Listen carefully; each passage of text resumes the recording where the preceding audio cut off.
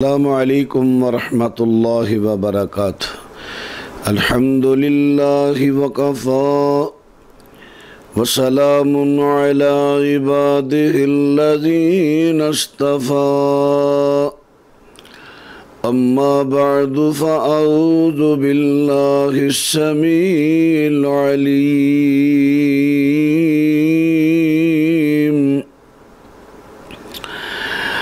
من الشیطان الرجیم۔ هل جزاء الإحسان إلا الإحسان۔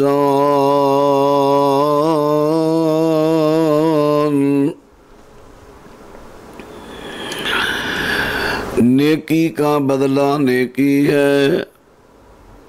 ناظرین، آج ایک جملہ بڑا معروف ہوا ہے،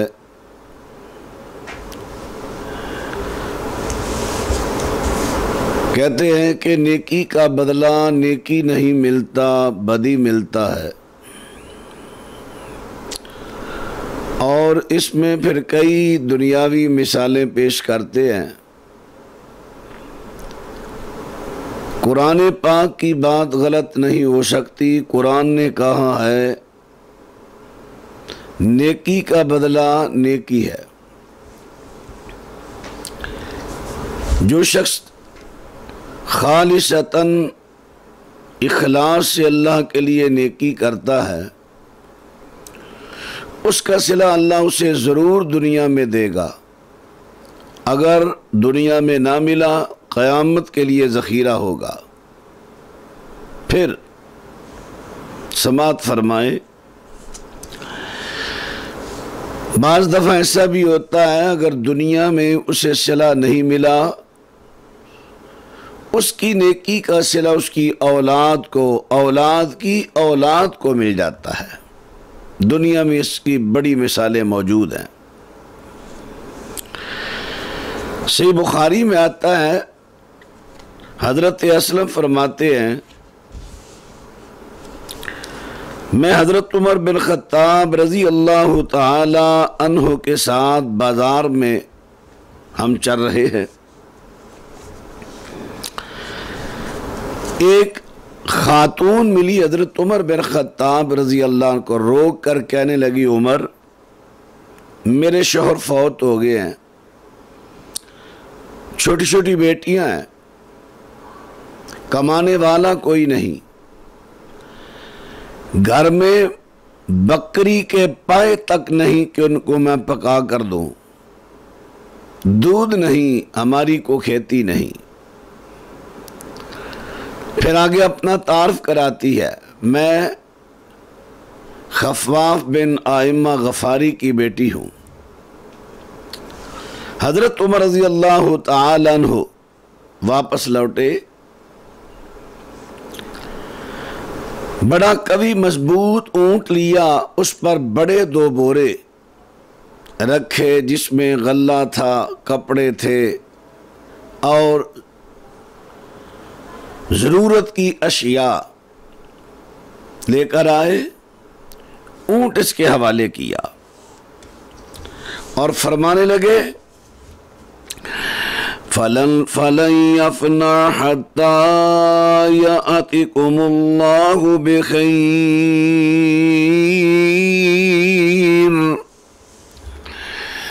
یہ لے جاؤ، ابھی یہ ختم نہیں ہوگا کہ اللہ پاک آپ کو اور خیر نصیب فرما دے گا۔ جب وہ عورت چلی گئی، کسی کہنے والے نے کہہ دیا، حضرت عمر جی، آپ نے تو اس عورت کو بہت کچھ دے دیا۔ حضرت عمر فرمانے لگے، تمہیں نہیں معلوم یہ کون عورت ہے؟ یہ وہ عورت ہے، واللہ انی لأرى ابا هذه واخاها قد حاصر حسن الزمان فافتحاه ثم اصبحنا نستفیع. حضرت عمر رضی اللہ تعالیٰ فرمانے لگے تمہیں نہیں معلوم یہ کون ہے؟ اس کا والد اور اس کا بھائی، انہوں نے ایک قلعے کا، کفار کے قلعے کا گھیرا گھیر لیا، اس کا محاصرہ کر لیا، اور اس وقت تک ایک تھوڑے وقت نہ بڑے بڑے بہت وقت تک انہوں نے اس کا محاصرہ رکھا، مقابلہ کیا، حتیٰ کہ اللہ پاک نے ان دونوں کی محنت کی وجہ سے ہمیں فتح عطا کر دی. اب دیکھیں ذرا بات پہ غور کریں، نیکی تو باپ نے کی، نیکی تو بھائی نے کی، لیکن اس کا صلہ اس کی اولاد کو اللہ نے عطا کر دیا. وہ نیکی کرنے والے تو دنیا سے چلے گئے. یہ ہے نیکی. حل جزاء الاحسان الا الاحسان.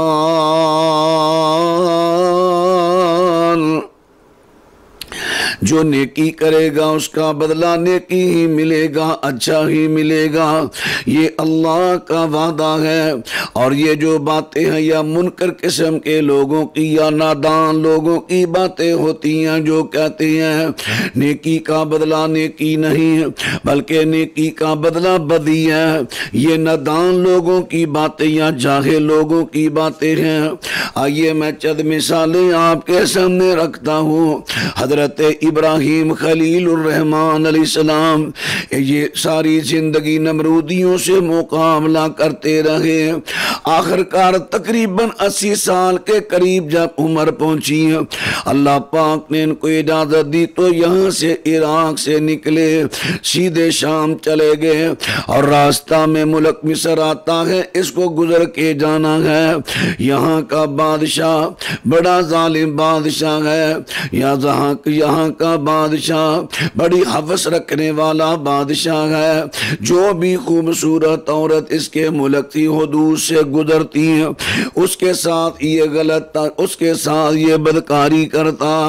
اب بتانے والوں نے بتا دیا کہ حسین جوڑا وہاں سے گزر رہا ہے، اس نے ان کو لانے کا حکم دیا. حضرت ابراہیم، حضرت سارہ سلام اللہ علیہ السلام، ان دونوں کو پکڑ کر بادشاہ کے سامنے پیش کر دیا گیا. بادشاہ نے دونوں کو علیحدہ کمرے میں رکھا. حضرت سارہ کی طرف برے ارادے سے آیا. حضرت سارہ نے اللہ سے دعا کی، ہے اللہ تو جانتا ہے میں نے آج تک خیانت نہیں کی، اللہ میں نے آج تک اپنی عصمت کی حفاظت کی، فلا تسلط علی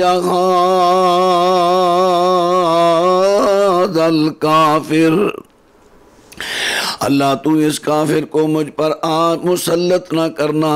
جب حضرت سارہ نے دعا کی بادشاہ زمین پر گرا تو ایڑیاں رگڑنے لگا.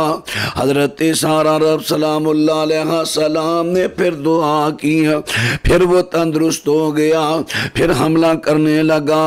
حضرت سارہ نے پھر دعا کی، پھر گر گیا. جب 3 مرتبہ ایسا ہوا تو اس نے محسوس کیا یہ انسان نہیں، یہ تو کو جننی ہے، جننی ہے. چونکہ وہ لوگ جنات کی بڑی تعظیم کیا کرتے تھے. اب اس نے جاتے وقت اپنی بیٹی یا اپنی لونڈی حضرت ہاجرہ کو بطور خادمہ ان کو پیش کر دیا. اب حضرت سارہ کو یہاں سے خادمہ ملی، بسلامت باخریت یہاں سے نکلے، شام میں پہنچے. اب یہاں آ کر اولاد کا احساس ہوا کہ 80 یا 83 سال عمر ہو گئی اور بیوی کی عمر 73 سال ہو گئی، جو کہ بان عمر سے بھی آگے جا چکی ہے. حضرت سارہ سلام اللہ علیہ السلام نے اپنے شوہر پر نیکی کی، عرض کرنے لگی حضرت میری عمر تو اولاد جننے والی عمر سے آگے گزر گئی، یہ میری خادمہ میں آپ کو ہبہ کرتی ہوں، شاید اللہ پاک آپ کو اس سے ہی اولاد عطا فرما دے. کیسا جذبہ تھا. آج اگر ایسے حالات ہوں، ایسا کوئی شوہر ہو کہ جس کے ہاں ایک بیوی سے اولاد نہیں ہوئی، اگر وہ شادی کا ارادہ رکھے کہ میں شادی دوسری کر لیتا ہوں، اس کی پہلی بیوی، اکثر یہ ہوتا ہے، اکثر اس کی پہلی بیوی رکاوٹ بنتی ہے، سخت ترین رکاوٹ بن جاتی ہے، اور اگر کوئی کر لے تو اکثر عورتوں میں انتقام کی آگ بھڑک اٹھتی ہے کہ میں اس سے انتقام لوں گی، اس نے شادی دوسری کیوں کی، حالانکہ وہ اپنا حق استعمال کر رہا ہے۔ نہیں، بعض عورتیں کہتی ہیں بے اولاد دنیا سے چلا جائے، میں اسے شادی نہیں کرنے دوں گی۔ حضرت ابراہیم خلیل الرحمن علیہ السلام نے اپنی اہلیہ کا یہ تحفہ قبول کیا، اس کو اپنی زوجیت میں لے لیا، خادمہ کو۔ اب اللہ پاک نے اپنی رحمت فرمائی، ابراہیم دعا کرتے ہیں رب ہب لی من الصالحین، یا اللہ مجھے نیک صالح بیٹا عطا فرما دے۔ اللہ پاک نے دعا قبول فرمائی، فبشرناہ بغلام حلیم۔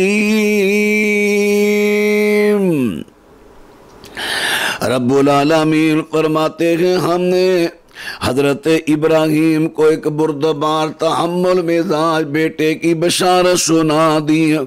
آخر اللہ تعالیٰ نے حضرت ابراہیم کو حضرت ہاجرہ کے بطن سے اکلوتا بیٹا عطا فرما دیا۔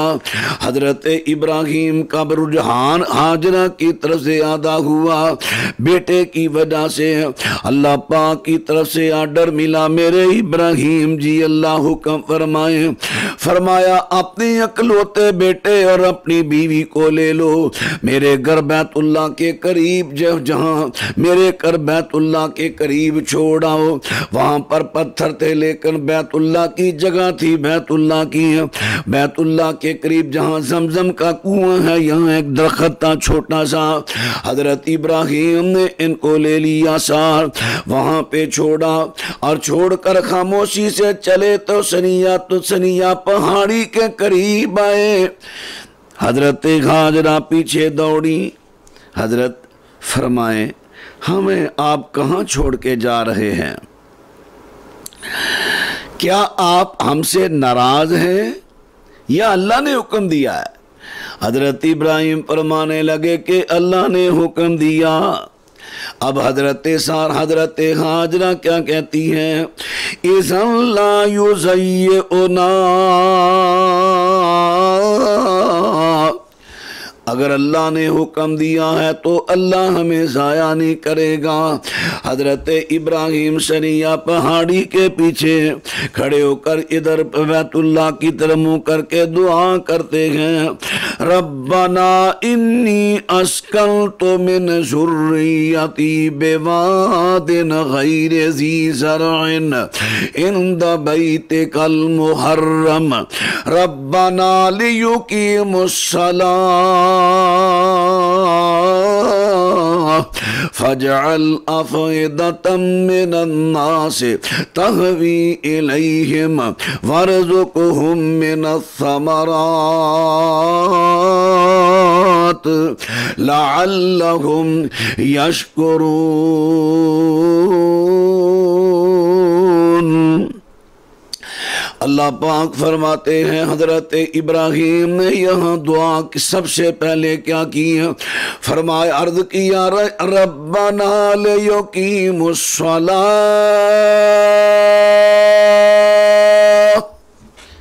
اے اللہ میں اپنے بیوی بچے کو یہاں چھوڑ کے چلا ہوں جہاں نہ مکان، نہ دکان، نہ صاحبان، نہ آبادی، نہ زراعت، کچھ بھی نہیں، غیر آباد جگہ پر چھوڑ کر جا رہا ہوں۔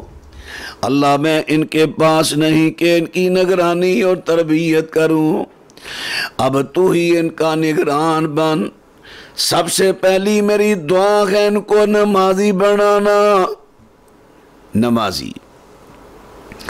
پھر دوسری دعا ہے، چونکہ یہاں کوئی ایسے آثار نہیں جس کی وجہ سے لوگوں کا ادھر رجحان ہو، آبادی بنے، اے اللہ لوگوں کے دلوں کو ادھر مائل کر، لوگ ادھر آئیں۔ حضرت ابراہیم نے دعا فرمائی، ان کی دعا کا نتیجہ اللہ پاک کی رحمت ایسی ہوئی کہ آج ساری دنیا سے سب سے زیادہ اگر لوگوں کا جھکاؤ ہے تو مکہ مکرمہ بیت اللہ کی طرف۔ پھر دعا کی، اللہ وَارْزُقْهُم مِّنَ الثَّمَرَاتِ، انہی پھلوں کا رزق عطا فرمانا۔ اب پھل کسی اور علاقہ میں ہوتے ہیں لیکن سب سے زیادہ مکہ مکرمہ میں وہاں پائے جاتے ہیں۔ یہ حضرت ابراہیم کے دعاؤں کا نتیجہ۔ اب میں جو عرض کرنے لگا ہوں، حضرت ابراہیم علیہ السلام نے نیکی کی، اللہ کی اطاعت کی، اللہ پاک نے اس کا صلہ یہ دیا، اس کا صلہ آج تک ان کی ذریت لے رہی ہے، چونکہ ہم ان کی روحانی ذریت ہیں، ہم انہی کے دین پہ ہیں۔ فَاتَّبِعْ مِلَّةَ إِبْرَاهِيمَ حَنِيفًا، ہمارے نبی حضرت محمد صلی اللہ علیہ وسلم دین ابراہیم پر آئے، ہم دین ابراہیم، ہمارے جد امجد ہیں حضرت ابراہیم علیہ السلام۔ حضرات ان کی دعاؤں کا صلہ، نیکی کا بدلہ نیکی، آج تک ہم ان کے نیکی کا بدلہ کھا رہے ہیں۔ حضرت ابراہیم خلیل الرحمن علیہ السلام نے نیکی کی، اب سارہ کی بات ہونے لگی۔ حضرت سارہ نے نیکی کی، اپنے شوہر کو اپنی لونڈی ہی اپنی خادمہ ہبہ کر دی تاکہ ان کو اولاد ہو، یہ دنیا سے بے اولاد نہ جائیں۔ حضرت سارہ نے نیکی جب کی تو اللہ نے انہی نیکی کا بدلہ نیکی عطا فرمایا۔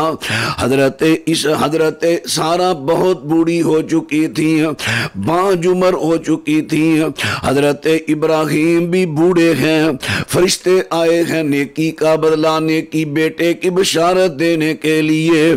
وَامْرَأَتُهُ قَائِمَةٌ فَضَحِكَتْ فَبَشَّرْنَاهَا بِإِسْحَاقَ وَمِن وَرَاءِ إِسْحَاقَ یعقوب۔ جب فرشتوں نے بیٹے کی بشارت سنائی، حضرت ابراہیم سے کہا کہ اللہ تمہیں بیٹا اسحاق دے گا، پھر اسحاق کو بیٹا یعقوب عطا فرمائے گا۔ بیٹے اور پوتے کی بشارت سنائی، حضرت سارہ سلام اللہ علیہ پاس کھڑی ہوئی، ہنس دی، تعجب سے ہنسی، ہاں میرے ہاں اولاد، یہ کیسے ہوگی؟ قالت یا ویلتا اعلد وانا عجوز وهذا بعلی شیخا، کیسے اولاد ہوگی میرے ہاں اولاد، کیسے بیٹا ہوگا، میں تو بوڑھی ہو چکی ہوں، میرا شوہر بھی بوڑھا شیخ ہو چکا ہے۔ ان ھذا لشیء عجیب، یہ تو بڑی عجیب سی بات ہے۔ فرشتے کہنے لگے قالوا اتعجبین من امر اللہ،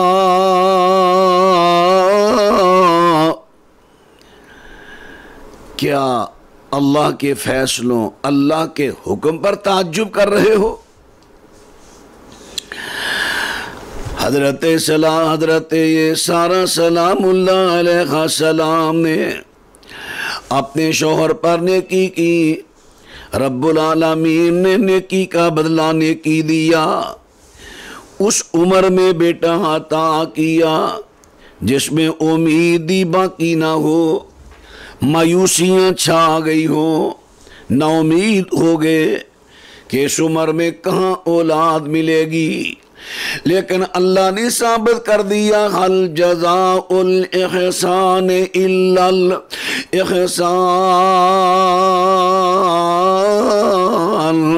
اللہ نے ثابت کر دیا کہ نیکی کا بدلہ بدی نہیں بلکہ نیکی کا بدلہ نیکی ہوا کرتا ہے۔ سارا نے اپنے شوہر پر اللہ کی رضا کے لیے نیکی کی، اللہ پاک نے نیکی کا بدلہ دیا کہ اس عمر میں بیٹا عطا کیا جس میں مایوسی چھا چکی تھی۔ حضرات نیکی کا بدلہ نیکی ہے، شرط یہ ہے کہ نیکی والا خلوص سے نیکی کرے، اللہ کی رضا کے لیے کرے، اسے نیکی کا صلہ ملے گا۔ موسیٰ علیہ السلام فرعون کے گھر میں پرورش پا رہے ہیں، فرعون کے گھر میں حضرت موسیٰ علیہ السلام جوان ہوئے۔ انہیں بتا دیا گیا کہ حضرت موسیٰ جی آپ فرعون کے خاندان قبطی خاندان کے فرد نہیں بلکہ آپ تو اسرائیل کے خاندان کے ہیں، بنی اسرائیل ہیں۔ حضرت ابراہیم علیہ السلام جب جوانی چڑھے، وَلَمَّا بَلَغَ أَشُدَّهُ وَاسْتَوَى آتَيْنَاهُ حُكْمًا وَعِلْمًا، جب جوانی چڑھے اللہ نے انہیں علم اور دانائی سے نوازا۔ ابراہیم حضرت موسیٰ علیہ السلام شہر میں داخل ہوئے، چونکہ فرعون کا محل شہر کے کنارے تھا نا، یہ شہر میں ایسے وقت میں داخل ہوئے جہاں جب لوگوں کی آمد و رفت کم، رات کا وقت تھا یا دوپہر کا۔ وَدَخَلَ الْمَدِينَةَ عَلَى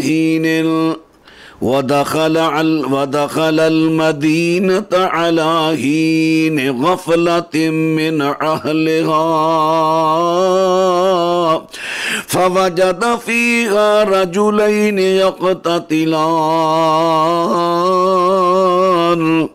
هَذَا مِنْ شِيعَتِهِ وَهَذَا مِنْ عَدُوِّهِ فَاسْتَغَاثَهُ الَّذِي مِنْ شِيعَتِهِ عَلَى الَّذِي مِنْ عَدُوِّهِ فَوَقَذَهُ مُوسَى فَقَضَى عَلَيْهِ۔ سورہ قصص 20واں پارہ، آیت کا نمبر ہے 14-15۔ موسیٰ علیہ السلام نے دیکھا دو آدمی لڑ رہے ہیں، ایک فرعونی قوم کا بندہ اور ایک موسیٰ علیہ السلام کی قوم کا بندہ اسرائیلی۔ جب اسرائیلی نے موسیٰ علیہ السلام کو دیکھا، کہا موسیٰ جی ادھر آئیں، یہ آدمی مجھ پر زیادتی کر مجھے مار رہا ہے۔ موسیٰ علیہ السلام نے اب نیکی کی، اپنے برادری بھائی پر نیکی کی۔ حضرت موسیٰ پیغمبر نے مخالف کو مکہ مارا، اس کو مکہ مارا، کیوں مارا؟ تاکہ اس کو ذرا مکہ مارتا ہوں یہ چھوڑ دے گا، بھاگ جائے گا۔ لیکن موسیٰ علیہ السلام کا ہاتھ بڑا بارا تھا، بڑا قوی تھا۔ موسیٰ علیہ السلام نے مکہ مارا تو مخالف مر گیا جان سے۔ موسیٰ علیہ السلام بڑے پریشان ہوئے، یا اللہ میں تو اسے مارنا نہیں چاہتا تھا، یہ تو مر گیا۔ ڈرتے ڈرتے چلے گئے واپس۔ دوسرا دن ہوا، اتفاق سے پھر بازار میں شہر میں آئے۔ جناب موسیٰ علیہ السلام فَأَصْبَحَ فِي الْمَدِينَةِ خَائِفًا يَتَرَقَّبُ، فَإِذَا الَّذِي اسْتَنصَرَهُ بِالْأَمْسِ يَسْتَصْرِخُهُ قَالَ لَهُ مُوسَىٰ إِنَّكَ لَغَوِيٌّ مُّبِينٌ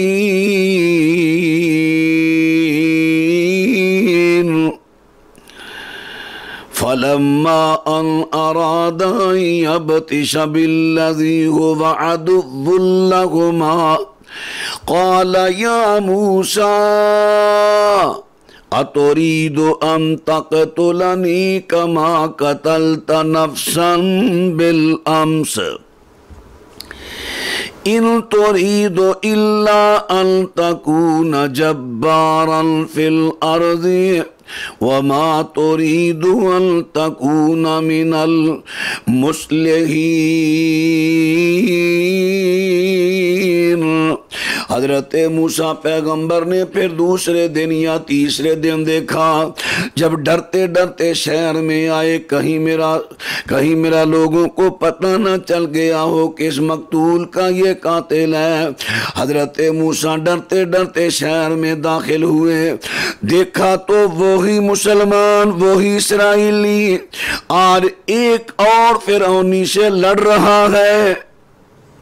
کئی موحد، کئی مومن مسلمان بھی تو بڑے لڑاکے ہوتے ہیں نا، حالانکہ اللہ کو لڑاکا بندہ، علد الخصام بندہ اللہ کو پسند نہیں، چھوٹی چھوٹی باتوں پہ لڑتا رہے، جھگڑتا رہے، نہیں، لڑائی سے بچنا چاہیے۔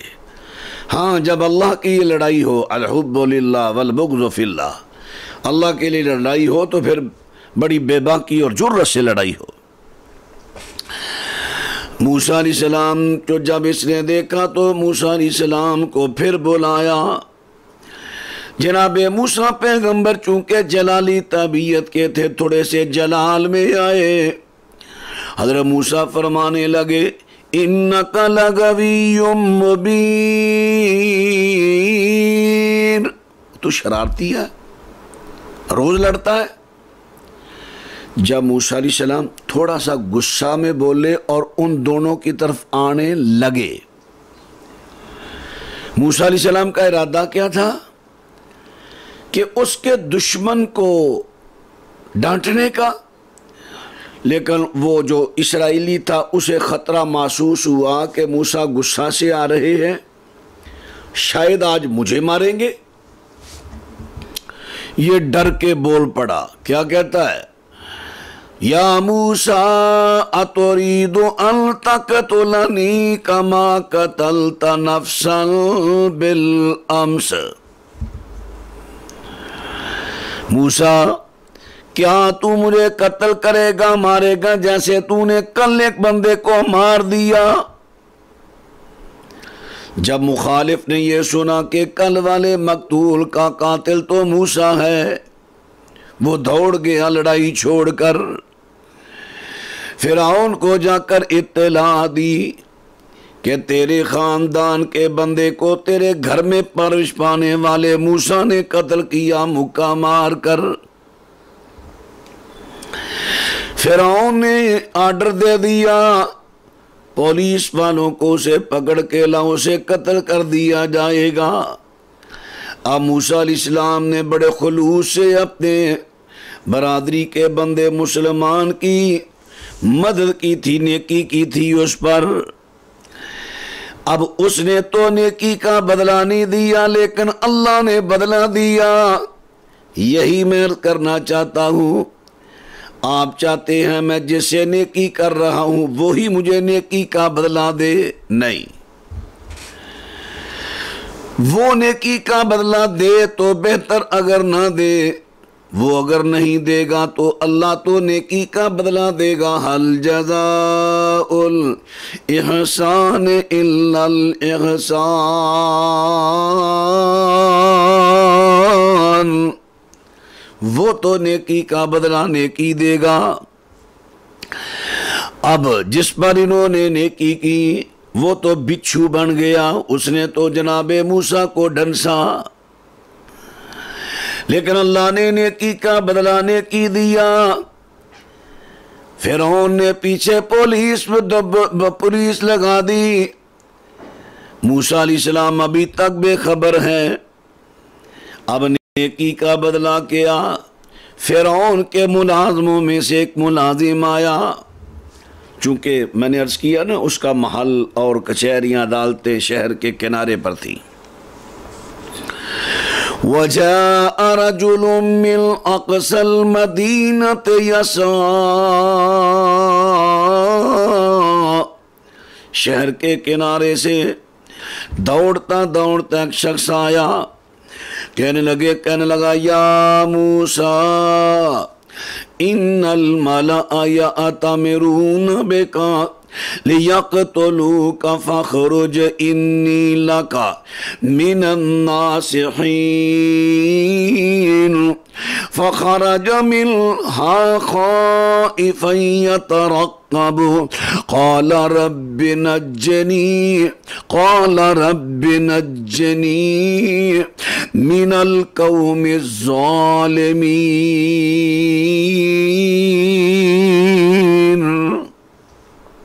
जनाब मूसा अलैहिस्सलाम बेखबर थे। अब अल्लाह ने नेकी का बदला यह दिया। उन्हीं का बंदा मुलाजिम उसके दिल में इल्का किया तो वो बंदा दौड़ता दौड़ता आया। मूसा निकल जा शहर से, तेरे पीछे फिरौन ने पुलिस लगा दी, वो तुझे कत्ल कर देंगे। अब अगर वो बंदा ना आता तो मूसा अलैहिस्सलाम पर बड़ी भारी मुसीबत आनी थी। अब वो मुसीबत किसने की से ज़ायल हुई? जो मूसा अलैहिस्सलाम ने पहले की थी। हाँ, इससे साबित हुआ नेकी का सिला अल्लाह देता है। बाज़ दफ़ा वो कई सूरतों में मिलती है। किसी चीज़ में अल्लाह बरकत डाल देता है, आने वाली मुसीबत अल्लाह दूर कर देता है। सर पर आई बाज़ दफ़ा सी मुसीबत उसने पुरानी नेकी की वजह से। ये जुमले का आप अबली तौर पर रद्द करो कि नेकी का बदला बदी नहीं। कुरान कहता है नेकी का बदला नेकी है। मूसा अलैहिस्सलाम शहर से निकले, सीधे मदियन पहुंचे। वलम्मा वरद माअ मदियन वजद अलैहि उम्मतम मिनन नास यस्कून ववजद मिन दूनिहिम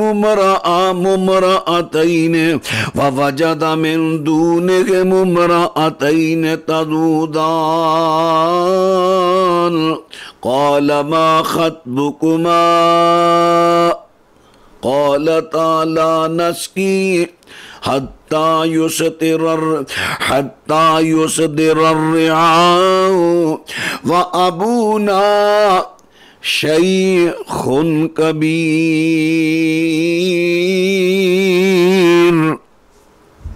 मूसा अलैहिस्सलाम चलते चलते भूखे भी हैं, थके भी हैं। सफ़र करते करते मदियन शहर के बाहर पहुँचे। वहाँ एक बड़े दरख्त छाँव वाला, घनी छाँव वाला दरख्त, तो उसके नीचे बैठे। देखा उसके पास एक कुआं है। वहाँ पर लोग अपने माल जानवर को लेकर आते हैं। कुएं से वो भारी डोल निकालते हैं पानी का भरकर, अपने जानवरों को पिलाते हैं, चले जाते हैं। लेकिन दो जवान लड़कियां अपने माल को पीछे रोक कर खड़ी हुई हैं। मूसा अलैहिस्सलाम ने पूछा क्या बात है, तुम क्यों नहीं पिलाती पानी? अब देखें, आज बड़ा ढिंढोरा पीटा जाता है कि मजहबी लोग औरत को हुकूक नहीं देते, औरत का ताज़ीम नहीं करते। ये देखें, ये वो कुफ़ार थे जो अक़ीदा तौहीद के मुखालिफ थे, मुशरिक। वो इन जवान लड़कियों का लिहाज नहीं कर रहे, इनको पानी नहीं पिलाने देते। जब पानी पिला लेते अपने जानवरों को, कुएं के मुंह पर बड़ा भारी पत्थर रख देते जो ये लड़कियां उठाने की ताकत ना रखती। जो उनके माल के पानी से थोड़ा सा पानी बच जाता, वो अपने माल को पिलाकर अपने माल को घर ले जाती। موسیٰ علیہ السلام نے منظر دیکھا، ان سے پوچھا، انہوں نے بتا دیا، قال تعالی نسقی حتی یصدر الرعاء وابونا شیخ کبیر۔ کیا معاملہ؟ انہوں نے کہا ہمارا بھائی کوئی نہیں، ہمارا بھائی کوئی نہیں، ہمارا باپ بوڑھا ضعیف ہے، وہ تو بکریاں لے کر یا مال لے کر چرانے کے لیے آ نہیں سکتا، ہم اس کی جوان بیٹیاں بکریاں چراتی ہیں، ہمارا باپ وقت توحید پرست ہے۔ اللہ اکبر۔ موسیٰ علیہ السلام نے اب ان لڑکیوں کی، عورتوں کی تعظیم کس نے کی؟ مذہبی آدمی نے، ان دنیا داروں نے تو نہ کی۔ وہ جو مذہبی اللہ والا تھا، اللہ کے راہ پر چلنے والا موسیٰ، اس وقت ابھی نبوت کا اعلان نہیں کیا تھا۔ فَسَقَى لَهُمَا ثُمَّ تَوَلَّى إِلَى الظِّلِّ۔ موسیٰ علیہ السلام چونکہ بڑے قوی جوان تھے، اٹھے، اکیلے نے پتھر اٹھا کر سائیڈ پہ کیا، وہ بھاری ڈول نکال کر ان کے مال کو پانی پلا دیا۔ اب یہ چلی گئیں عورتیں، یہ اللہ کے لیے پر نیکی کی، خلاص سے نیکی کی، اور خود درخت کے نیچے بیٹھے دعا کیا کرتے ہیں؟ رب انی لما انزلت الی من خیر فقیر۔ اے اللہ میں تیرا فقیر ہوں۔ یہ ہے فقیر، ان جیسے فقیروں کی تعظیم کرو جو اللہ سے مانگنے والے فقیر ہیں، اللہ کی توحید پر قائم رہنے والے فقیر ہیں۔ موسیٰ علیہ السلام نے دعا کی، ان لڑکیوں نے اپنے والد کو جا کر ساری بات سنائی۔ ان کے والد اللہ کے بڑے نیک بندے، موحد، اللہ کے ولی تھے، لیکن شعیب نبی نہیں تھے جیسے لوگوں کا گمان ہے۔ یہ شعیب نبی نہیں تھے۔ سورہ ہود پڑھے نا، وہاں پر اللہ تعالیٰ نے جو بیان کیا، شعیب علیہ السلام اپنی قوم کو کہہ رہے ہیں، میری قوم میری بلا وجہ مخالفت نہ کریں، کہیں تم پر قوم نوح کی طرح عذاب نہ آ جائے، قوم صالح کی طرح، قوم ہود کی طرح۔ اور آگے کہتے ہیں وما قوم لوط منکم ببعید، اور قوم لوط کا زمانہ تو تم سے بعید نہیں، دور نہیں، وہ تو بالکل قریب ہے، آپ کو معلوم ہے، بالکل قریب کی بات ہے، کیسے ان پر عذاب آیا۔ قرآن کے ان الفاظ سے ثابت ہوتا ہے شعیب علیہ السلام کا زمانہ لوط علیہ السلام کے زمانہ کے بالکل قریب، اور لوط علیہ السلام ابراہیم علیہ السلام کا زمانہ ایک، اس لیے شعیب علیہ السلام ابراہیم کے زمانہ کے قریب ہوئے ہیں، اور ابراہیم علیہ السلام موسیٰ علیہ السلام کے مابین جو معروف ایک تاریخی روایت ہے، تقریباً 500 سال کا فرق ہے، 500 سال کا۔ اب شعیب علیہ السلام موسیٰ علیہ السلام سے تقریباً 400-500 سال پہلے دنیا سے ہو گزرے۔ اب یہ شخص کون ہے؟ حافظ ابن کثیر رحمہ اللہ نے یہاں پر فرما دیا، جن روایتوں میں یہ ذکر ہے کہ وہ اللہ کے نبی شعیب تھے، ان لڑکیوں کے باپ، وہ سب ضعیف ہیں، نام ذکر نہیں ہوا۔ کیا نام ہے اس کا؟ لڑکیوں نے معاملہ سارا جا کر بیان کیا۔ والد نے بھیجا، چونکہ ایک لڑکی نے اپنے والد کو مشورہ بھی دیا تھا، قالت احداہما یا ابت استاجرہ ان خیر من استاجرت القوی الامین۔ یہ بڑا دیانتدار، حیا والا، مضبوط طاقت والا ہے، آپ ایسا کریں کہ اسے اجرت پر اپنا ملازم رکھ لیں کہ آپ کا مال چرائے۔ اس اللہ کے ولی نے موسیٰ علیہ السلام سے کہا قال انی اريد ان انکحک احدی ابنتی ہاتین علی ان تأجرنی ثمانیہ حجج فَإِنْ أَتْمَمْتَ عَشْرًا فَمِنْ عِنْدِكَ وَمَا أُرِيدُ أَنْ أَشُقَّ عَلَيْكَ سَتَجِدُنِي إِنْ شَاءَ اللَّهُ مِنَ الصَّالِحِينَ۔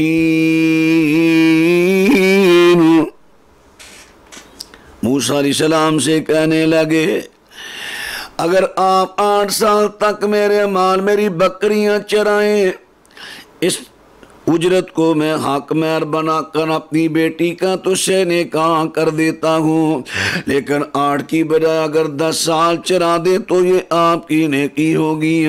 حضرت موسیٰ فرمانے لگے آپ مجھے اچھا آدمی پائیں گے، آپ مجھے اچھا آدمی پائیں گے انشاءاللہ۔ تو بات تر کرنا چاہتا ہوں، موسیٰ پیغمبر آئے ہیں، گھر سے بے گھر، بھوکے ہیں، نہ گھر ہے نہ روٹی یا نہ روٹی پکانے والی۔ جب موسیٰ علیہ السلام نے یہاں آ کر ان لڑکیوں سے نیکی کی، اللہ نے نیکی کا صلہ دیا، گھر بھی دے دیا، گھر والی بھی دے دی۔ حل جزاء الاحسان الا الاحسان۔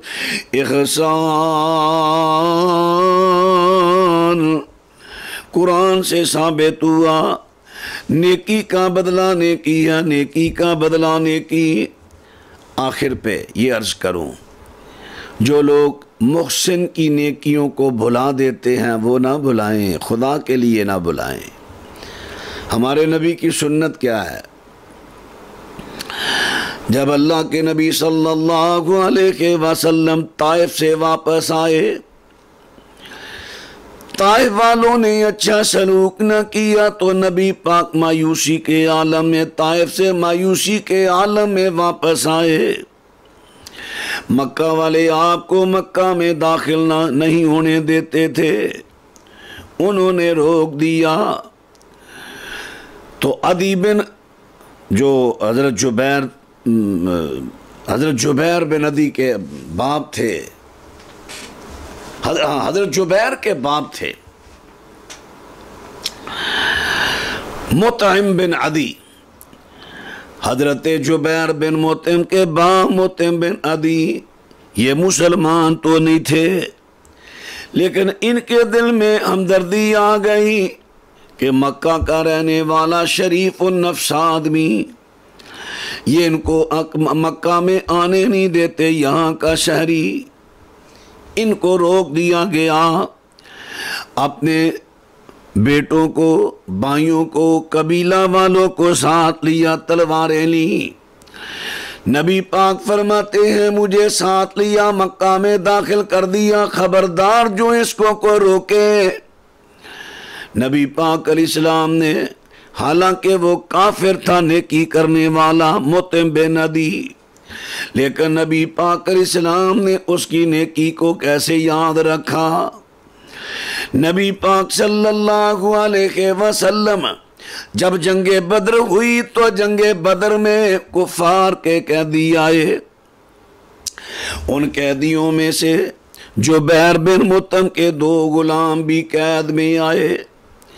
حضرت جبیر بن مطعم نے آ کر نبی علیہ السلام سے کہا کتنا فدیہ دوں؟ جبیر بن مطعم فرمانے لگے، جبیر بن مطعم نے جب یہ بات کی، آپ نے فرمایا جبیر تو میرے محسن کا بیٹا ہے، اگر تیرا باپ مطعم بن عدی زندہ ہوتا جس نے مجھ پر وہ نیکی کی تھی، مجھے آج بھی وہ اس کی نیکی یاد ہے، آج زندہ ہوتا مجھے کہتا کہ سارے قیدی بغیر فدیے کے چھوڑ دے، میں سارے چھوڑ دیتا۔ تو میرا محسن تو نہیں لیکن محسن کا بیٹا ہے، جا لے جا اپنے قیدی۔ یہ ہے ہمارے نبی کی سنت، نیکی کرو، نیکی کرو، ہر کسی سے نیکی کرو۔ ایک حکایت ہے، ایک بزرگ دریا کے کنارے پر کھڑے تھے، بچھو یہ پانی میں ڈوب رہا تھا۔ ان بزرگوں نے سوچا یہ اللہ کی مخلوق ہے، ڈوب جائے گا، غرق ہو جائے گا۔ انہوں نے اسے پکڑ کر باہر نکالنا چاہا، اس نے ڈنگ لگا دیا، پھر چھوڑا، پھر دوبارہ، پھر چھوڑا، پھر سہبارا۔ دیکھنے والے نے کہا بزرگوں تم کیا کر رہے ہو؟ تم اس پہ نیکی کر رہے ہو، وہ بار بار آپ کو ڈنگ لگاتا ہے۔ کہنے لگے یار میں یہ سوچتا ہوں وہ بدی سے باز نہیں آتا، میں نیکی سے باز کیوں آؤں؟ بس یہ بات اپنے ذہن میں بٹھا لو کہ جس پر آپ نیکی کرتے ہیں اگر وہ آپ کو ڈنگ لگاتا ہے، اس کے ڈنگ کی وجہ سے دوسروں پر نیکی کرنا چھوڑ نہ دو۔ اس نے صلہ نہیں دیا، میرا اللہ سچے وعدوں والا، ہل جزاء الاحسان الا الاحسان، وہ آپ کو اس کا بدلہ ضرور دے گا، اس کا صلہ ضرور دے گا۔ تو بات ہو رہی تھی نیکی کرو، نیکی۔ تو آج اگر میں آپ کو ایک نیکی کی دعوت دوں، اگر آپ مائنڈ نہ کریں، محسوس نہ کریں، چونکہ میرا بڑی دیر سے ایک جذبہ ہے کہ ہمارے اسٹیج پر کئی ایسے لوگ آ جاتے ہیں، خطبہ آ جاتے ہیں جو علم کی طرف توجہ نہیں دیتے، من گھڑت قصے کہانیاں، بلکہ اب تو کئی ایسے بھی آ چکے ہیں جن کا تعارف ہی یہ ہے کہ جگتے لگانے والے، ٹک ٹاک کے خطیب، فلاں فلاں فلاں فلاں، ٹی وی ڈراموں میں بھی شمولیت ہو رہی ہے اور ادھر جگتیں لگ رہی ہیں، ادھر سٹیج پر دین بیان ہو رہا ہے۔ اب تو یہ حالات ہو چکے ہیں ہمارے سٹیج کے۔ عرصہ دراز سے میرا جذبہ تھا، میرے دل میں سوچ تھی، میرا جنون تھا کوئی ایسا کام کروں کہ یہ جو آنے والے خطباء ہیں ان کی تربیت اچھا طریقہ سے کی جائے، تو یہ پڑھے لکھے سنجیدہ خطیب میدان میں آئیں اور ہمارا اسٹیج محفوظ ہو ان غیر منہجی کاموں اور باتوں سے۔ تو میں نے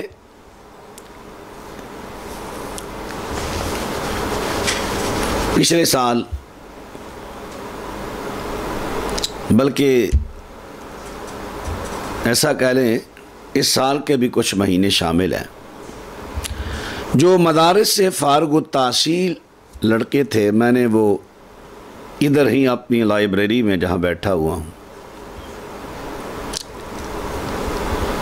ادھر میں نے ان کا انتظام کیا، ان کو میں نے اصول حدیث پڑھائے، پھر ان کو طریقہ بتایا کہ صحیح ضعیف روایات کی چھانٹی اس طرح کرنی ہے، پھر ان کو مضمون بندی کا طریقہ، مضمون بندی کہ پہلے آپ نے جو مضمون بیان کرنا ہے اس کا معنی دیکھو، پھر اس کے مطابق مواد جمع کرو، مواد جمع کر کے اس کی ترتیب دو۔ جیسے ایک شخص کی کہانی ہوتی ہے نا کہ یہ شخص پہلے پیدا ہوا، پھر یہ اتنی عمر کو پہنچا، اتنی عمر کو پہنچا، اس میں اس نے یہ کام کیے، یعنی اس طرح کہانی بناؤ مضمون کی۔ وہ کہانی بنانے کا طریقہ، پھر اسے بیان کرنے کا طریقہ، پھر اس کے بعد میں اپنے انہی اسٹوڈنٹوں کو مختلف جلسوں کانفرنسوں میں لے کر گیا، جہاں کہیں وقت ملتا ان کا بیان تھوڑا سا کرواتا، اور جہاں کہیں ٹائم نہ ملتا میں کہتا چلیں آپ خطبہ کے بیانات سنیں، کیونکہ سننے سے بھی بڑی معلومات ملتی ہیں۔ تو یہ معاملہ آ گیا لاک ڈاؤن کا، وہ سلسلہ ہمارا رک گیا۔ تو جب ہمارے کچھ اسٹوڈنٹوں کی ایک دو تقاریر سوشل میڈیا پر آئی، کچھ اسٹوڈنٹوں نے سنی، تو مجھے کچھ سفارشیں آئیں کہ یار ہمارے بچوں کو بھی آپ اپنے اس ادارہ میں داخلہ دیں۔ میرے ادارے کا نام ہے تدریب الدعات انسٹیٹیوٹ۔ تدریب الدعات انسٹیٹیوٹ۔ میں نے کہا میرے پاس اتنی جگہ ہی نہیں، میں کہاں اتنے اسٹوڈنٹ رکھوں گا۔ ایک کمرہ ہے، لائبریری ہے، اسی میں بیٹھ کے ہم نے پڑھنا ہے، اسی میں انہوں نے بیٹھ کے کھانا ہے، اسی میں انہوں نے سونا ہے۔ میں نے اللہ سے دعا کی، یا اللہ یہ اگر تو مجھے توفیق دی ہے یہ مجھ سے کام لے لے تاکہ میں پڑھے لکھے خطیب تیار کر کے جماعت کو دوں، تو یا اللہ مجھے اب جگہ بھی وسیع دے دے۔ تو اللہ تعالیٰ کی رحمت ہوئی، لاہور میں یہ جو شوکت خانم اسپتال ہے عمران خان صاحب کا، ٹھوکر نیاز بیگ کی طرف سے یعنی مین روڈ کی طرف سے جب اس اسپتال کی طرف آئیں گے، اسپتال کو آپ کراس کریے، آگے وابڈا ٹاؤن کا گول چکر آئے گا، آگے آ جائے گا کالج روڈ، یہ جو اکبر چوک کی طرف سے آتا ہے، اس کو کہتے ہیں امیر چوک، جہاں یہ دونوں روڈ کٹھے ہوتے ہیں۔ امیر چوک بہت بڑا چوک ہے، دکانیں آبادی کافی ہے چاروں طرف۔ اتفاق کی بات ہے کہ اس چوک میں کسی مسلک کی مسجد نہیں، تھوڑے تھوڑے فاصلے پر ہے، یہاں چوک میں کوئی نہیں۔ میں نے سوچا کہ یہاں موقع بڑا اچھا ہے کہ یہ دکاندار لوگ ہیں، آپ بھی جانتے ہیں مادیت کا دور ہے، نماز کا ٹائم ہو، قریب مسجد ہو تو ایک نمازی کہتا ہے آ یار، دوسرے کہتا ہے آؤ یار نماز پڑھائیں، وہ بھی چلا جاتا ہے، ٹھیک ہے یہ ساتھ مسجد ابھی پڑھاتے ہیں۔ اگر دور مسجد ہو تو سستی کر جاتے ہیں، کئی دفعہ پکے نمازی بھی اچھا بھی چلتے ہیں، ذرا دور ہے یہ جو ایک دو گاہک ہیں اس کو ڈیل کر رہے ہیں پھر چلتے ہیں، نماز لیٹ ہو جاتی ہے۔ میں نے کہا اچھا بڑا موقع ہے، یہاں پر کوشش کریں۔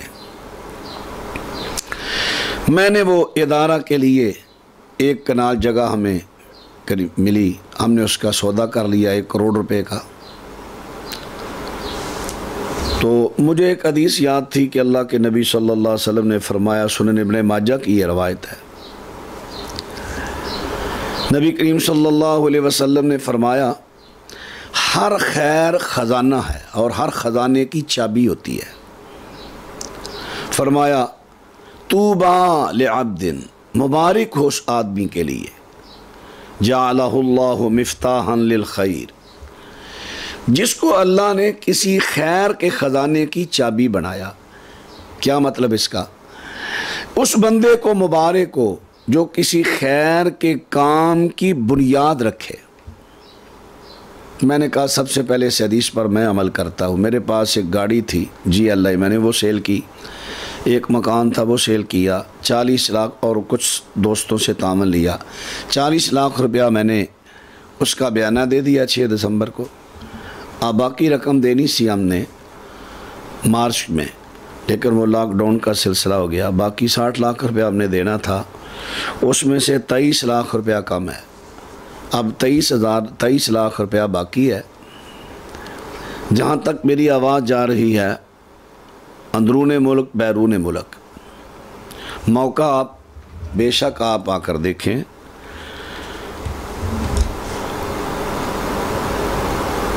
بڑا اچھا موقع ہے، لوکیشن بڑی کمال کی ہے۔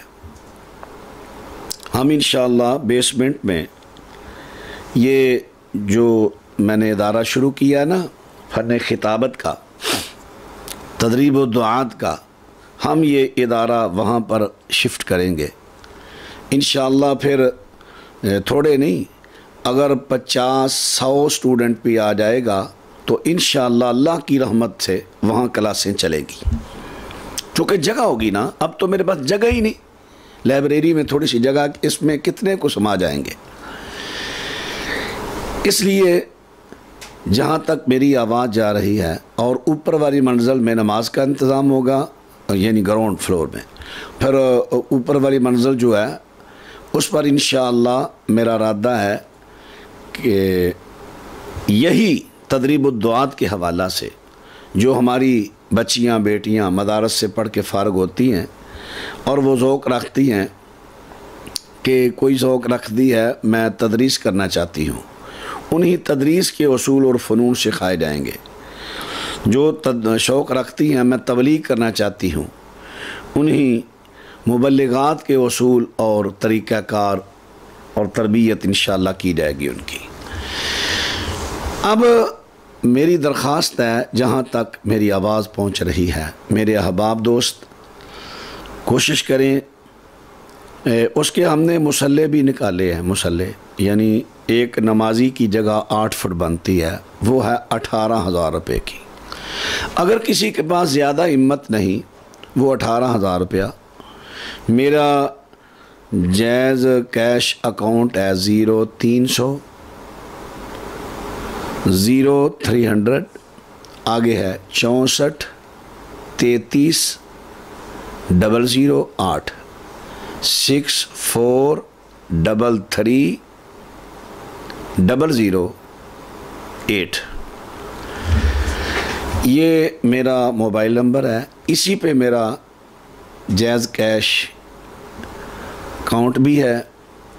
अगर अंदरून मुल्क से अहबाब मुझे अल्लाह के घर के लिए अगर कोई तामन करना चाहें, ज़्यादा नहीं, एक मुसल्ला का इंतज़ाम, मुसल्ला नहीं तो इससे कम एक फुट जो 2250 रुपये का बनता है, एक फुट भी अगर जगह ख़रीद दे। और ये क्या है, ये चाबी है खैर के ख़जाने की, यानी ये बुनियाद है। ऊपर वाली इमारत कई मरतबा बनती है, गिर जाती है, लेकिन ज़मीन तो क़यामत तक यही रहेगी ना।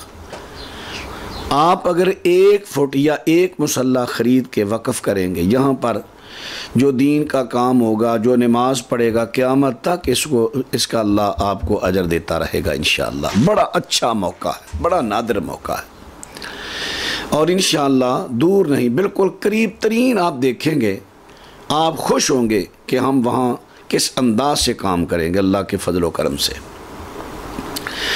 तो मैंने अर्ज़ किया है कि जो साहब अकाउंट में मेरे मोबी कैश अकाउंट में अगर पैसे भेजना चाहें तो वो भी आ सकते हैं, चूँकि एक दिन लिमिट 50,000 तक होती है और पूरे माह की लिमिट 2 लाख तक होती है सिर्फ। इसके ज़ायद अगर कोई तामन करना चाहे तो यही मेरा व्हाट्सअप नंबर है।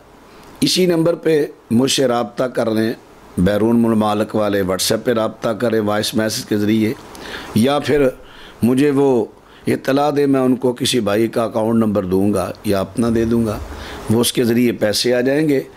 तो इंशाअल्लाह बड़ी जल्दी अल्लाह पाक अपनी, अगर ये लॉकडाउन का सिलसिला ना होता तो आज तक इंशाअल्लाह मुझे उम्मीद थी ये रजिस्ट्री हो जानी थी, लेकिन अल्लाह के हर काम में बेहतरी है, मुमकिन है इसमें क्या बेहतरी होगी।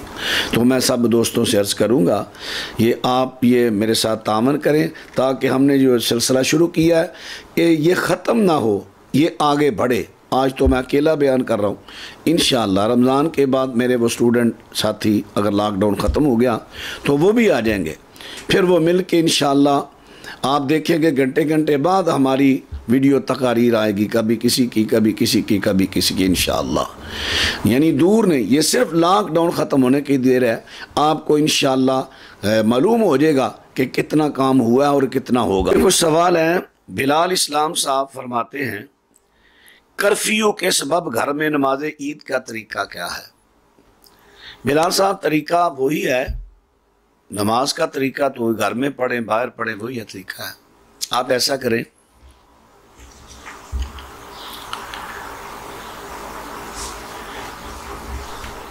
कोई घर में पहले अल्लाह की हम्दो सलाह बयान करे, एक आदमी खड़ा हो जाए, खुतबा दे, छोटा सा खुतबा दे लें।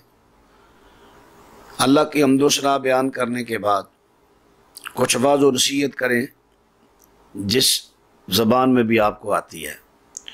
उसके बाद नमाज पढ़ाएं 2 रकअत। पहली रकअत में दुआ इफ्तिताह के बाद 7 तकबीरें कहनी है। 7 तकबीरें जो कहनी है, हर तकबीर के साथ अपने हाथों को कंधों तक उठाना है। फिर उसके बाद आपने किरात करनी है। फिर दूसरी तकबीर, दूसरी रकअत में इसी तरह किरात से पहले आपने 5 तकबीरें कहनी है। अल्लाहु अकबर, अल्लाहु अकबर, और हर तकबीर के साथ हाथ उठाने हैं। پھر آپ نے قرات کرنی ہے، پھر عام نماز کی طرح نماز ہے، یہ انشاءاللہ عید کی نماز ہو جائے گی، اللہ قبول فرمائے گا۔ چونکہ کرفیو کی حالت میں باہر نکل نہیں سکتے، یہ مجبوری ہے، آپ گھر میں پڑھ سکتے ہیں۔ دوسرا سوال عطا اللہ بھائی کہتے ہیں ایک آدمی کی 2 یا 3 ایکڑ زمین ذاتی ہے لیکن اس کے مالی حالات کمزور ہیں، اسے فطرانہ دے سکتے ہیں؟ جی بالکل دے سکتے ہیں، اگر وہ اتنا کمزور کیونکہ بعض دفعہ ایسا بھی ہوتا ہے نا، جیسے اس دفعہ ہوا ہے، اللہ تعالیٰ معاف فرمائے، اللہ تعالیٰ ہمارے تمام کسان بھائیوں ذمہ داروں کو برکت دے۔ اس دفعہ ایسا ہوا جب گندم انہوں نے بیج بویا گندم کا، اوپر سے بارشیں شروع ہو گئی، کئی لوگوں کی گندم مر گئی، جل گئی، اور جن کی ہوئی ہے وہ اتنی تھوڑی ہوئی ہے کہ ان کے خرچے بھی پورے نہیں ہوئے، نقصان ہوا ہے بہت۔ چونکہ ایسے حالات بعض دفعہ بن جاتے ہیں کہ زمین کی ملکیت ہونے کے باوجود نقصان اتنا ہو جاتا ہے کہ انسان اس وقت اپنے گھر کے اخراجات سے تنگ آ جاتا ہے۔ اس لیے ایسے حالات بنے ہیں، آپ تو جانتے ہیں نا، سب سے بڑا مفتی انسان کا دل ہوتا ہے، آپ جانتے ہیں اگر وہ واقعتاً ہی مستحق ہے تو آپ اس کو دے سکتے ہیں۔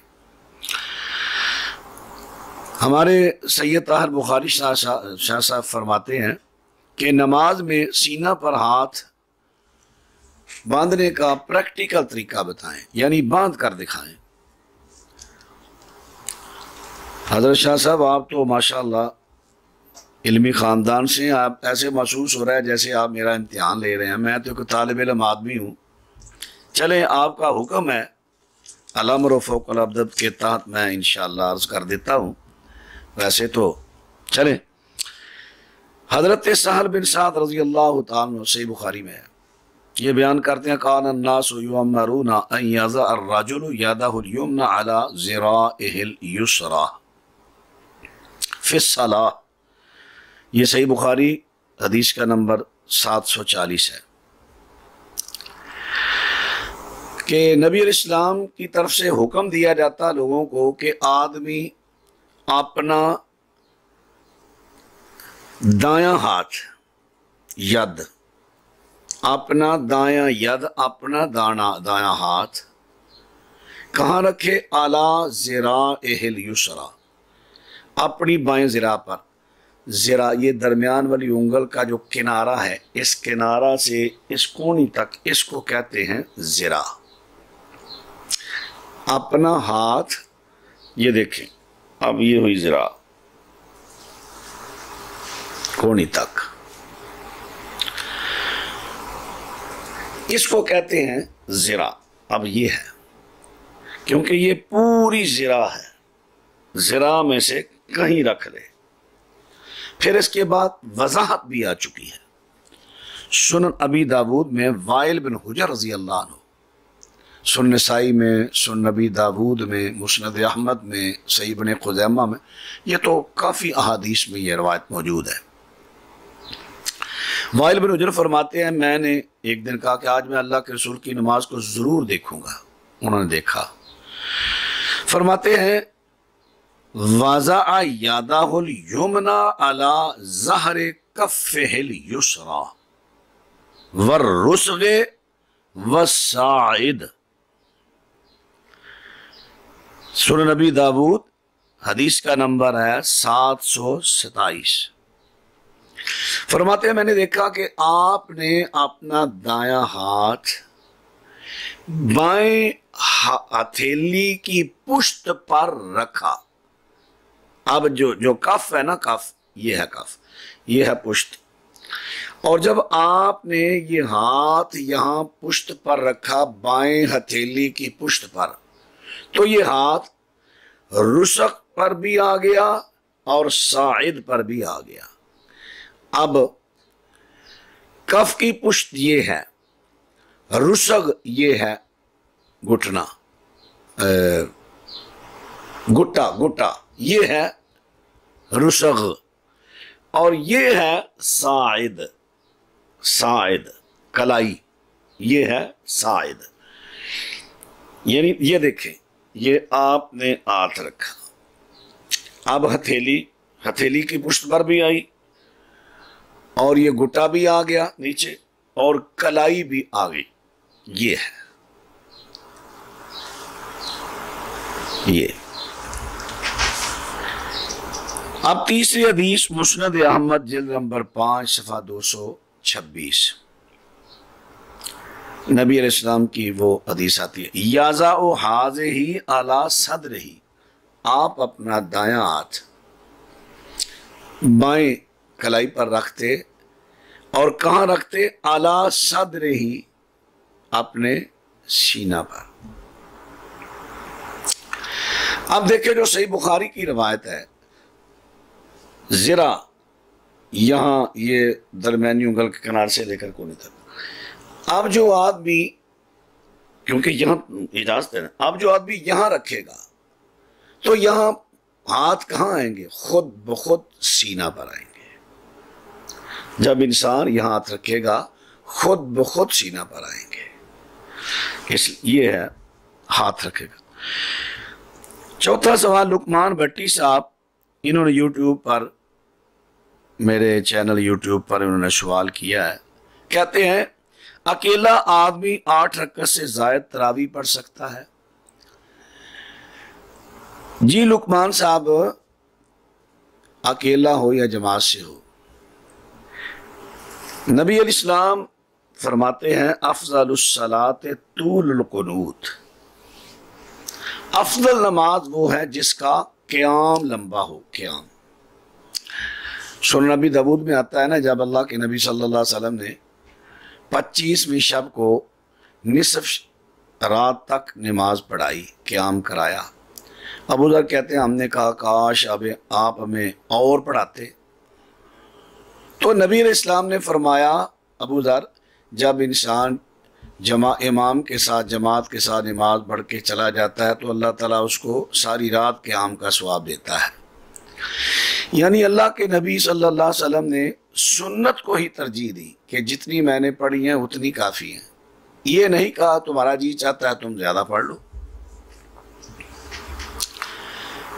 پھر آپ نے تیسری رات 27ویں شب کو جب ساری رات قیام کرایا تو آپ نے رکعات نہیں بڑھائیں، رکعات وہی 8 رہیں، رکعات نہیں بڑھائیں، رکعات وہی رہی، لیکن اس کا قیام لمبا کر دیا. قیام اس لیے جو احباب راتوں میں ساری رات عبادت کرنا چاہتے ہیں وہ سنت سے تعداد بڑھانے کی بجائے تعداد اتنی رکھیں جتنی اللہ کے نبی سے ثابت ہے.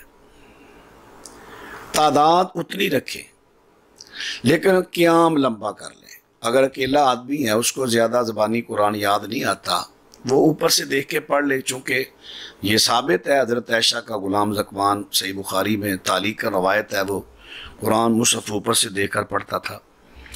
اس لیے اکیلا ہو یا باجماعت ہو، جو سنت کے مطابق زیادہ سے زیادہ اگر آپ نے بڑھانا ہے تو ایسا کر لیں کہ جو بخاری والی روایت ہے، نبی علیہ السلام تہجد کے لیے اٹھتے تو ہلکی پھلکی پہلے 2 رکعت پڑھتے، وہ 2 شامل کر لیں، لیکن وہ آپ کا معمول روزانہ کا نہیں تھا، کبھی کبھار. 5واں سوال ہے، یعنی میں یہ فائنل پھر کر دوں شاید کسی کو سمجھ نہ آئے.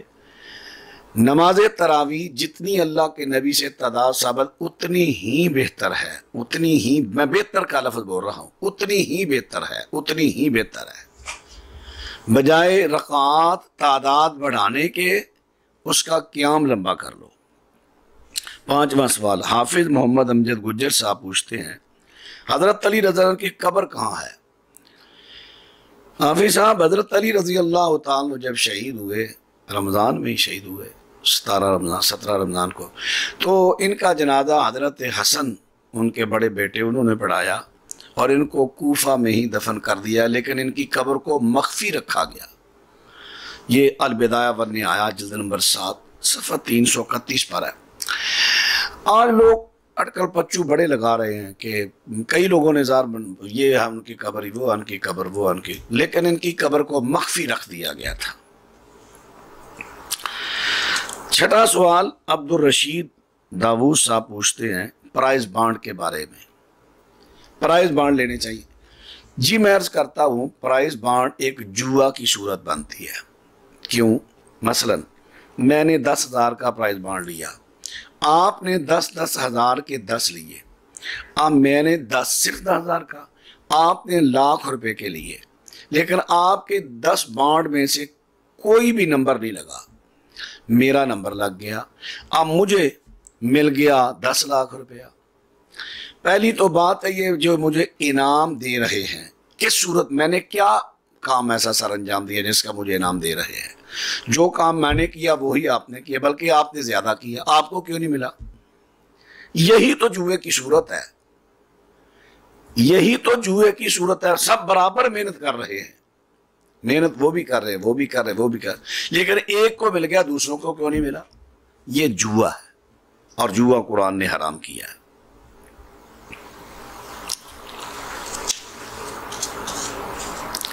ساتواں سوال محمد منیر محمدی صاحب یہ پوچھتے ہیں کہ بندہ نے غصہ میں ایک طلاق دے دی، 3 ماہ سے پہلے وہ رجوع کرنا چاہتا ہے، کیا رجوع کے لیے نکاح ضروری ہوگا؟ نہیں۔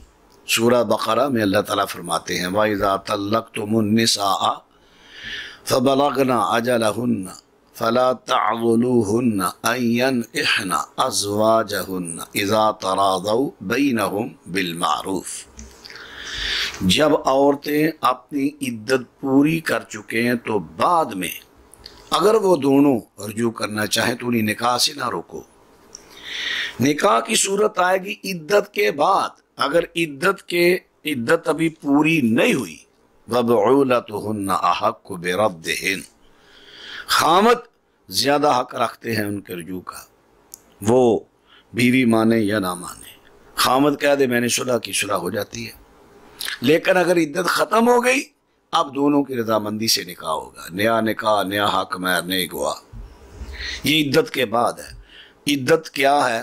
ثلاثۃ قروء، 3 حیض کے بعد، 3 ہے کیونکہ حیض کے دوران تو طلاق نہیں دی جاتی ہے، جائز نہیں، بعد میں جو طہر ہوگا اس میں وہ طلاق دے گا، پھر آگے ایک حیض آئے گا، پھر طہر، پھر حیض آئے گا، پھر طہر، اسی طرح 3 طہر جو ہے نا، 3 حیض، یہ اس کی عدت ہے۔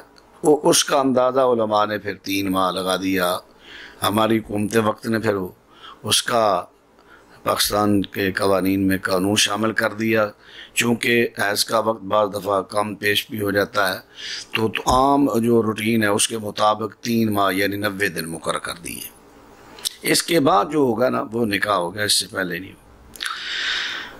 8واں سوال چودھری عمران گمن صاحب کہتے ہیں کہ بیٹی کا نام میں نے اشال رکھا ہے، نام عام طور پر بولنے میں اشال بولتے، اشال نہیں، اشال لفظ ہے، اشال،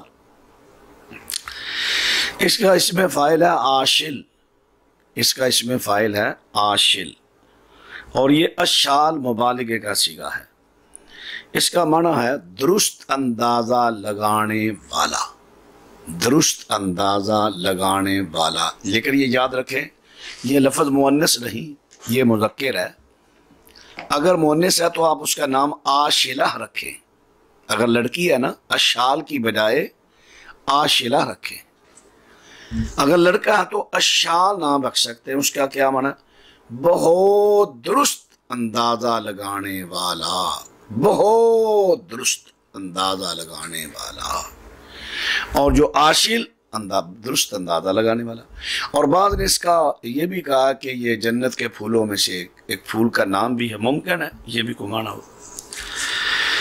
بہتر تو یہ ہے کہ آپ انبیاء علیہ السلام، صحابہ کرام کے ناموں پہ نام رکھیں، یہ بہتر ہوگا، چونکہ ان سے محبت کا اظہار بھی ہوگا اور اس کا اللہ آپ کو اجر بھی دے گا، ایسے نام بچیں۔ نامہ سوال حافظ محمد یاسین یزدانی صاحب حافظ اللہ کرتے ہیں، کیا دہیا کلبی انہوں نے اپنی بیٹی کو جو زندہ درگور کیا، یہ مشہور واقعہ، کیا یہ درست ہے؟ حضرت صاحب حضرت دہیا کلبی رضی اللہ تعالی عنہ یہ تو بڑی شان والے تھے، جبریل ان کی صورت میں حضرت پر وحی لے کر آتے تھے، بعض دفعہ حضرت دہیا کلبی کے حوالے سے تو مجھے کوئی ایسا واقعہ نہیں ملا، مشہور ہو چکا ہے ضعیف روایات، البتہ ایک سنن دارمی میں ہے، پہلے باب میں ہی روایت ہے، شروع میں آ جاتی ہے کہ نبی علیہ السلام کے اس کو روایت بیان کرنے والے وزین بن عطا ہیں۔ حضرت نبی اکرم کے سامنے ایک شخص آیا، اس نے کہا یا رسول اللہ میں ایسے معاشرہ میں تھا، میری اہلیہ کو امید بندی تو میں سفر پہ چلا گیا، میں نے اسے کہا اگر بیٹا ہوا زندہ رکھنا، بیٹی ہوئی تو مار دینا، لیکن چونکہ وہ ماں تھی اس کا دل نرم تھا، اس نے نہ مارا۔ جب بیٹی باتیں کرنے لگی مجھے اچھی لگی تو لوگوں نے مجھے تانے دینے شروع کیے، میں نے ایک دن اس کو لے گیا اور باہر ایک کنواں مجھے گہرا نظر آیا، اس میں نے پکڑ کر اسے گرا دیا۔ یہاں پر بعض لوگ بیان کرتے ہیں وہ گڑھا کھودا، تو گڑھا کھودنے والے لفظ تو نہیں مجھے کسی ضعیف روایت سے بھی ملے، یہی ملتے ہیں کہ کنویں میں گرا دیا۔ اللہ کے نبی صلی اللہ علیہ وسلم وہ سن کر رونے لگے تو ایک صحابی نے کہا تو نے اللہ کے نبی کو رلا دیا، آپ نے فرمایا نہیں اسے بیان کرنے دو۔ یہ روایت ہے، اور اس کا جو راوی ہے نا مین جو اس کو بیان کرنے والا ہے، صحابی نے بیان نہیں کی بلکہ وزین بن عطا، یہ نبی علیہ السلام سے 76 سال بعد پیدا ہوا ہے۔ آپ خود اندازہ کر لیں، جو 76 سال بعد پیدا ہوا اس نے واسطہ بھی کوئی نہیں درمیان میں بیان کیا کہ میں نے یہ کس صحابی سے سنا، تو اس نے ڈائریکٹ نبی علیہ السلام سے بیان کیا۔ یہ مرسل روایت ہے، یہ ضعیف ہے۔ اللہ تعالیٰ ہمیں سمجھنے کی توفیق دے۔